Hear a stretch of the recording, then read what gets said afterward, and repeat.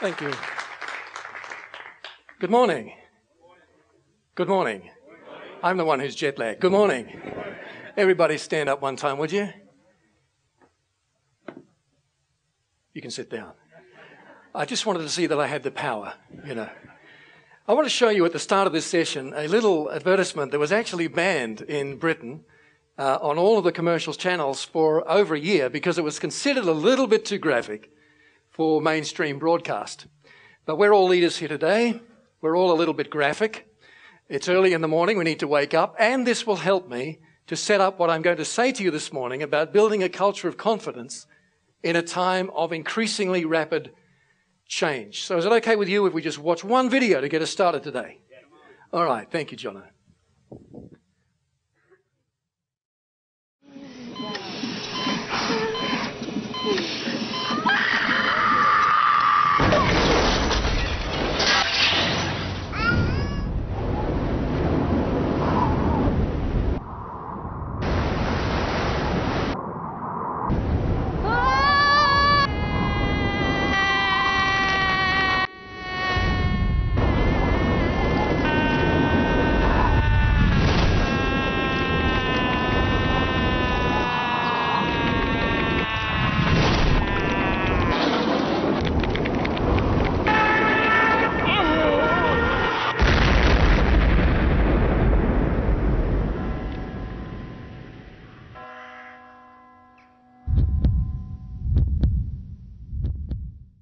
Big hand for the British, come on. We are living in times of incredibly rapid change, and for many people, that is a metaphor for how life seems. It happens so quickly, there's so much change that goes on in such a short space of time, and it's all over before you really get a chance to take it all in. Alvin Toffler in the 1970s spoke in his seminal book, Future Shock, about a roaring current of change, which would leave people feeling increasingly confused and bewildered about their place in society. And I think today, certainly in Europe, and as I travel around Australia, I find a similar case here.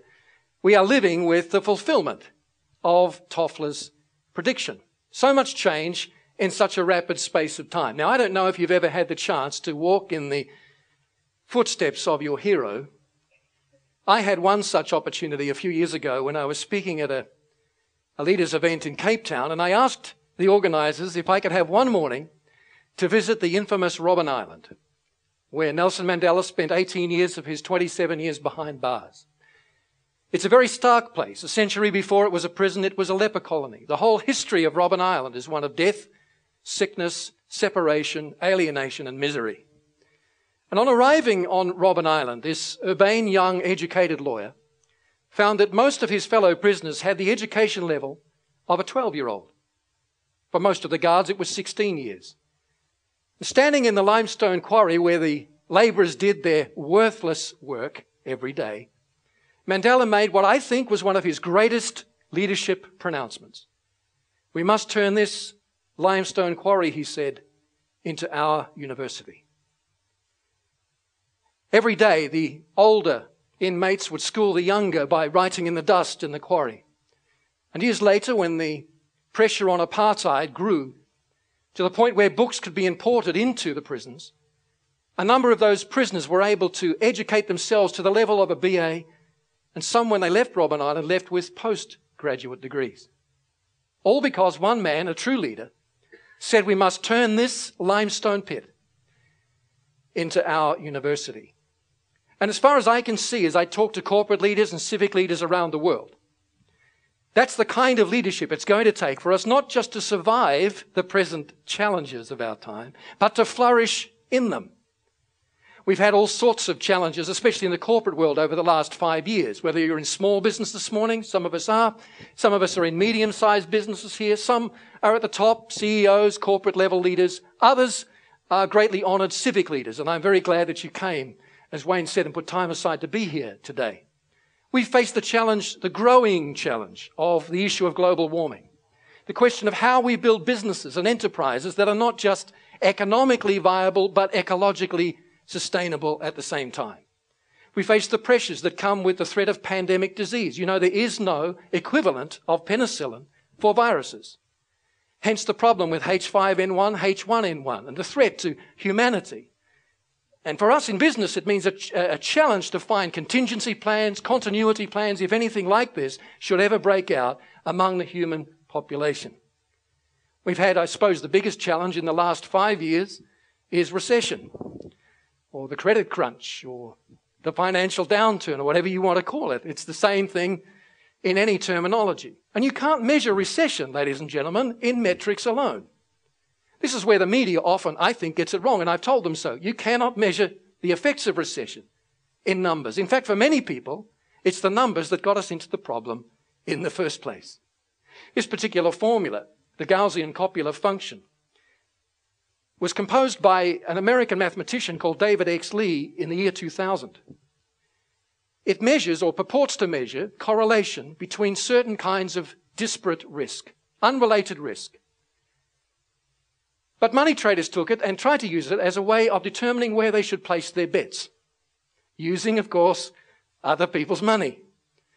And you know the story. Whole pension funds have gone belly up in America, in Europe, in other parts of the world, because you simply cannot reduce something as complex as human behavior to a mathematical formula, even one as elegant, apparently, as this one. And over the next decade, we as a society here in Australia, we in the developed world generally, are going to face some very pressing social and corporate issues which will impact upon every enterprise we run, whether it's a community enterprise, a corporate or business enterprise.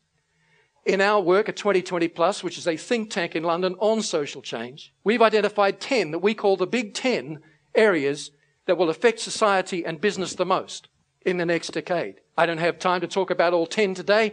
That would take 2 hours on its own. But just to highlight a couple for you before I move on. Urbanisation is a huge issue here in Australia and will be over the next 10 years. The challenge of finding dwelling places for people that are close to the urban centre. It takes 6 to 14 years in Australia, on average, to turn land on the urban fringes into viable dwellings, which is a long time in world standard, by world standards. Urbanisation, 50% of the world today lives in cities, most of you know that. India will overtake China by the year 2030 as the world's most populous country, and 60% of India at that time will live in big cities, which will quadruple their energy consumption, their energy requirements, and that has huge implications, of course, for issues like global warming. Another one on the list that's key for us is hypertechnology. Nanotech, biotech will lead to huge advances in medicine, but it will also mean big differences in economies and trade practices. Some of my fellow futurists are predicting now that by 2030, most of the Western world will be cashless. I'm not so sure. I think there are great advantages to cash. It's hard to rob someone's ID from the cash they carry, as against a card.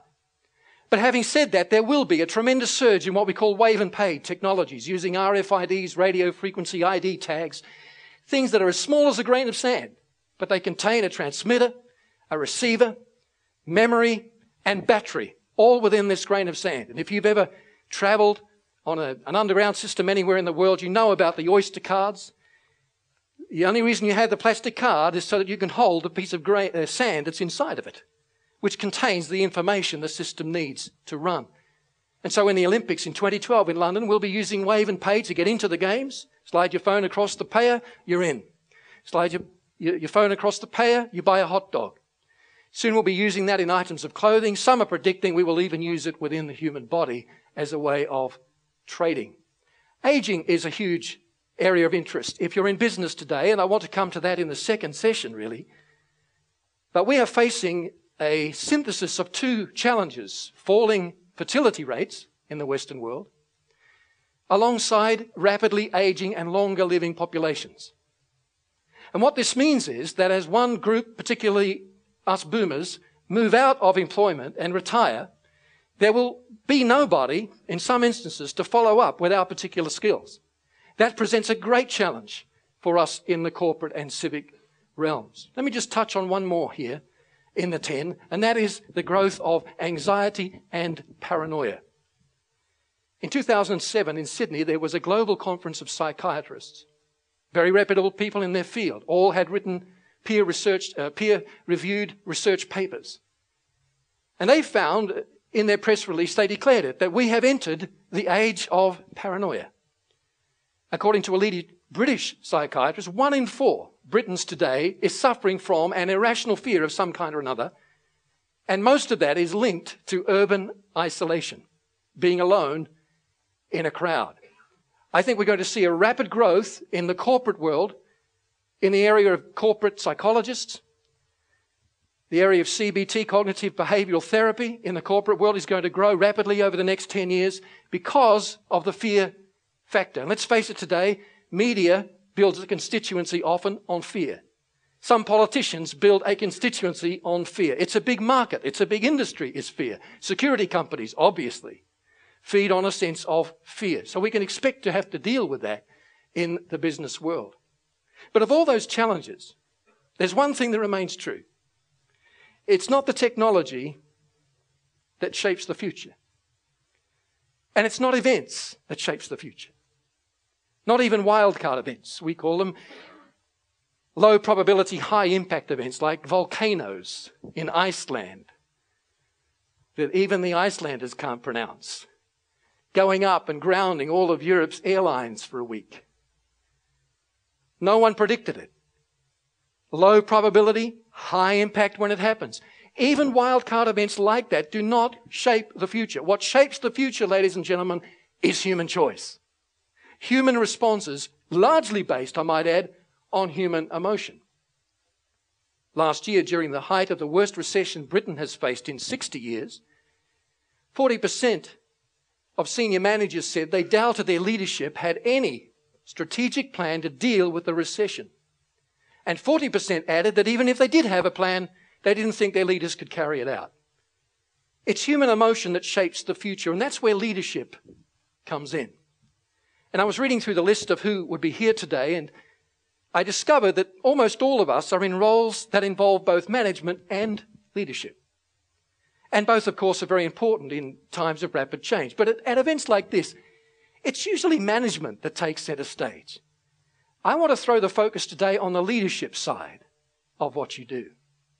Because you see, management often takes its cues from the industry in order to maintain at least what everybody else is doing. Not a bad thing. But leadership often turns best practice on its head, looking to innovate, looking to do something that has not been done before. For while management is about metrics, leadership is about mindset.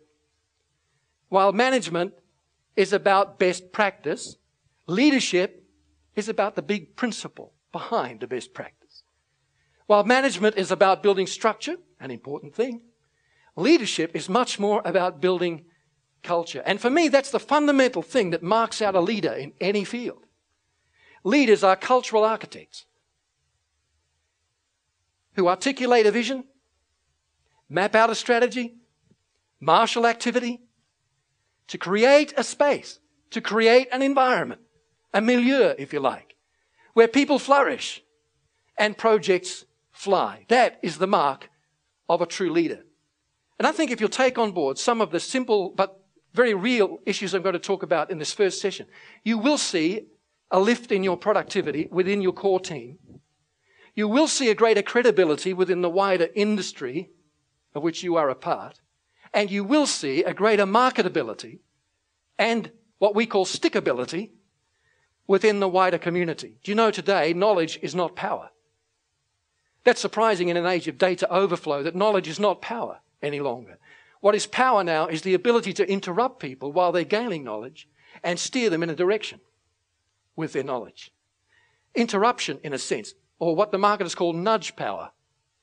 The ability to define what is normal and sell something to people as being normal culturally is where power lies today.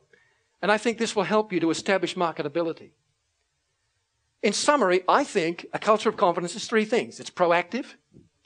It creates a sense of security, of confidence to engage change. It's lateral. It celebrates divergent, what I call pioneer thinking, and we Aussies almost cornered the market on that one. We need it now more than ever. And it is a service-oriented culture. It allows people to invest in something beyond their own corporate front door. Muhammad Ali sat on a plane, in first class, of course, sipping a Coke, seatbelt unfastened, enjoying himself. The stewardess came to him. "Mr. Ali, you need to do up your seatbelt. The plane's about to leave." He stayed exactly what he was doing, where he was, seatbelt unfastened, sipping a Coke. She came back again. "Sir, you're going to have to do up your seatbelt. The plane's about to leave."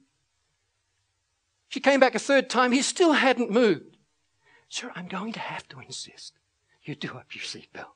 The pilot's about to take off." Ali grunted. "Ma'am, Superman don't need no seatbelt. And I just wish I was as fast as that stewardess." She looked at him, and without missing a beat, she said, "Sir, Superman don't need no plane." And that's what I call being proactive. Being on the edge of change, being ready for whatever life throws at you. And a culture of confidence in your enterprise is first of all marked by that kind of on the edge, future-friendly, forward-thinking, proactive culture. But it requires certain things of me as a leader. To architecturally shape this space, I must first of all, we start with the obvious one, be a visionary. In tough times, in times of rapid change, the easiest thing for many managers is to focus in on the micro, the nano, the detail, the minutiae. But the people who work for us are looking to us for something different. They're looking for the power of context. They're looking for the big picture narrative into which they can plug their lives, which helps define who they are and gives them a sense of why going to work actually matters to somebody other than me. So this is a great time, ladies and gentlemen, to retell the story of your enterprise. Not what you do, but what you stand for. I like this statement. It's not the value of your company that counts in a tough time. It's the values in your company that count in a tough time. We need to give that big picture narrative again and draw sight lines from that to what every individual is doing. You know, you can go, I've been through companies, and through community groups, and ask people, why are you doing this? And they can't answer. The only answer they have is because my line manager says I should do it. This is part of my accountability project for the week. There has to be more than that to get people out of bed in the morning, especially in a tough time. We have to draw sight lines to show them why their work helps us reach our objective, and not just an objective for the bottom line shareholder profit, but to add value to the community. You're still there this morning. You're still awake. All right, we're going somewhere with this. To have a proactive culture, we need to be visible. This isn't the time for the autocrat who only comes down from the mountain when he or she has something heavy to say. And I see a few nods of approval around the room. This is not the time for the leader who hides in the trenches and looks for someone to blame in the management structure. This is the time for visibility. To be seen, not only to be taking the tough choices, that's part of leadership, but to be seen to share the tough experience that goes with the tough call. We shall fight on the beaches. We shall fight them in the trenches. We shall fight them in the landing fields. We shall never surrender. Have you ever heard that? Everybody remembers that. It's actually just a very small part of a much longer speech given in June 1940 in the House of Commons in London. We've forgotten the rest of the speech, and we remember what is really 4 lines in the last paragraph. Why do we remember it? Because the "we shall" is repeated 10 times in 4 lines. That's the power of identification. That's the power of visibility in leadership. And you know, if you have restructuring to do right now, if you have layoffs, for example, it's a very good thing to be seen to be empathic with those who are affected. It might be as simple as setting up a computer and saying, here, you can use it 2 hours a day to try and find a new job. Or giving people some pre-termination counselling if you are open and able to do that. Because the biggest effect of unemployment is not the finding of a new job, but the reinventing of a personal story. It takes about 2 years for a person to reinvent their personal story once they've been laid off, to re-find who they are and refocus their story based on their new corporate identity. This graph appeared in a Times newspaper late last year in London. It tracks the incidence of certain words used in stories in that newspaper from 1985, you can't read the figures down the bottom, to the present day. The red line represents the use of the word terrorism, which has a sharp peak at the end of 2001, as you would expect. But the line that really fascinated me when I saw this was the pink line. It shows a steady increase from 1985 to the present. It represents the incidence of the word sorry, as spoken by public figures. Now, this reflects, of course, the fact that politics in Europe, as in Australia, is becoming more personality-driven. So, if people are voting for a person, they expect that person to be transparent and responsible personally. Hence the problems that Prime Minister Rudd has been having in recent days. People expect the same of corporate leadership now. Transparency, accountability, and visible responsibility. In our general communications, this is important. Are you speaking where your team is listening? Some of your team are going to be text people. Some of them are going to be email people. Some of them are going to be, God forbid, social networking people. And it's a good idea to do a little bit of an audit on your core team and ask, where are most of them most likely to be listening? Speak into that medium. Are you speaking where your clients listen? What is interesting about this graph, it's the use of social media throughout the developed world. The biggest cohort using social media are 18 to 25. I'll talk to you about them in the next session because they're really interesting. They're really different. But it's interesting to me that the over 65s are higher than the mid-30s, mid-40s, mid-50s. One of the fastest growing demographics on the internet in the world today is the over 60 bracket. So don't assume that just because a person's young, they're going to be into social networking and perhaps they're nearer to retirement age. They're not. We need to think more carefully in these times of rapid change about where our people listen in order to speak and be visible. Do you have a digital communications team? Do you have a team that is responsible for sharing the values and projects of your company with the rapidly growing digital community? Proactive culture requires poised leadership. And whatever you think of President Obama's policies, even in the midst of a BP disaster, he seems to be poised. He seems to be, in the words of the media, comfortable in his own skin, at ease with himself, they say. And that's very important at a time like this. I remember one cricket captain here in Australia said years ago, I forget who it was, part of the art of captaincy is just to fake that you are confident. To walk out of the long room in Lord's in front of a hostile crowd, acting like you are really confident today. And I think there's truth in that. Poised leadership gives people a reference point, an unshifting point of reference in a sea of change. And that means mapping my anxiety, doing a little audit. You will face anxiety if you're a good leader in a tough time. It's about how you manage it. And CBT and other things are quite helpful for many leaders in dealing and mapping out. Just writing down what you feel is a simple way of getting those subconscious thoughts out in the open and dealing with them. But it's also about mapping the anxiety of others. Freud was right when he said there are three things that make us fearful. At least three. One is, he said, the force of nature, which is so much bigger than we are. The second, he said, was our own physical inability to deal with disease and death. And the third, he said, is social aggravation.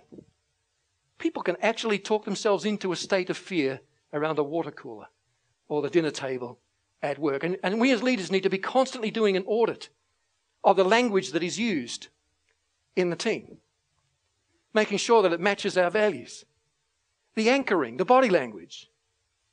I've known corporate leaders who've been very upfront about the fact, we are about work-life balance here.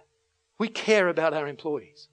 But when one of their senior managers comes once in a while and says, I need to go home half an hour early if that's all right with you, because my kid is in a high school drama, they roll the eyes and click the tongue as if this is the worst possible thing you could have asked me. That's called bad anchoring. And it is not poise. It is not poised leadership. We need to make sure that we keep perspective.